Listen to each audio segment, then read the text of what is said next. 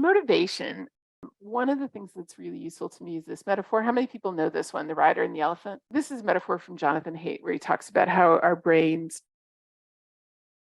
we start with like brains, the stuff down by our spinal column are like the really old functions like breathing and heart rate and reflexes.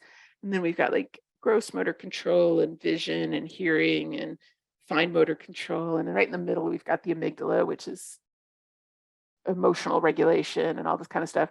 So a really large percentage of our brain is taken up with things that are feeling, sensing, perceiving the world. So it's how we physically interact with the world or take in information about what's going on in the world and things like that. And he refers to this as the elephant. It's the automatic, emotional, visceral brain. It's things concerned with our bodies and our feelings and our perception and all that kind of stuff. And then right on front, we've got a little rider, which is things like prefrontal cortex, and it's executive reasoning and impulse control and planning for the future and things like that. And this is sort of one of the more recently evolved parts of our brain, which is our little rider, which is our conscious verbal thinking brain. And so a lot of times with motivation, these two are not necessarily talking to each other. And that's what a big topic of my next book is going to be. And so one of the questions is, how do we also kind of talk to the elephant? And so with this, so I'll give you just a quick example of what this feels like. How many people have done the thing where your alarm goes off and you should get up and you still hit the snooze button?